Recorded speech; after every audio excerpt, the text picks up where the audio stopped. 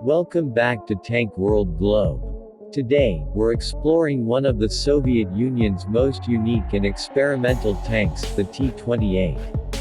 A design that stood out in the early days of tank warfare and played an important role in the development of future armored vehicles. Let's dive into its story. In the early 1930s, the Soviet military wanted a tank that could support infantry by breaking through enemy defenses. They came up with the T-28, one of the first medium tanks with multiple turrets.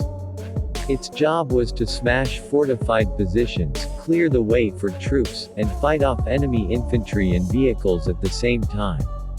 This was a bold idea back then when multi-turret tanks seemed like the future of armored warfare. The T-28 was equipped with a 76.2mm main gun, powerful enough to handle bunkers and light armored vehicles.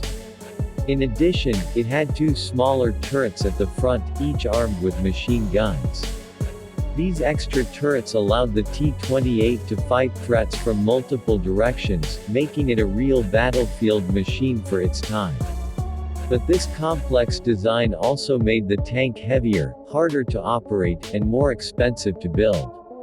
Its armor was decent when first introduced, with early models having around 20mm of protection. Later versions were upgraded to about 50mm to deal with newer threats.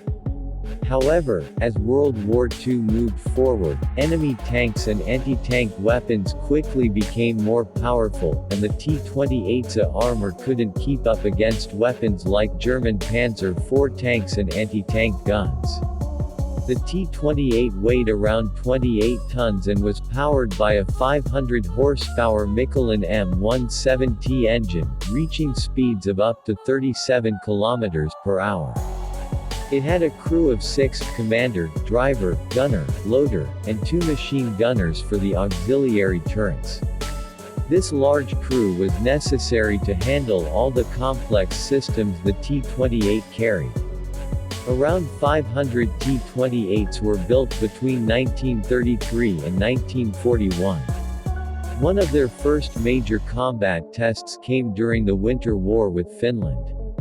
Finnish soldiers used clever tactics, like Molotov cocktails and anti-tank rifles, to destroy many T-28s.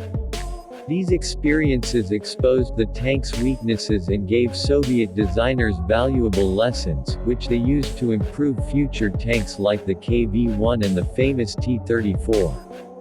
When Germany invaded the Soviet Union in 1941, some T-28 tanks were still in service. Unfortunately, against more modern German tanks and powerful airstrikes, the T-28 struggled badly. Many were destroyed or abandoned due to mechanical breakdowns. A few surviving tanks were moved to training and secondary roles after being pulled from the front lines. Even though the T-28 didn't become a dominant tank in World War II, it played an important part in tank history.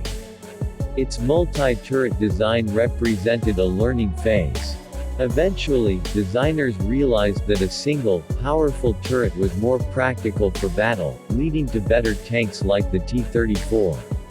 Still, without experiments like the T-28, those breakthroughs might not have happened. Today, only a few T-28 tanks remain, displayed in museums as rare examples of early tank development. They remind us of a time when engineers were boldly trying new ideas, shaping the future of armored warfare. If you enjoyed this video, don't forget to like, comment, and subscribe to Tank World Globe for more incredible stories of tanks from history. Thanks for watching, and I'll see you in the next episode.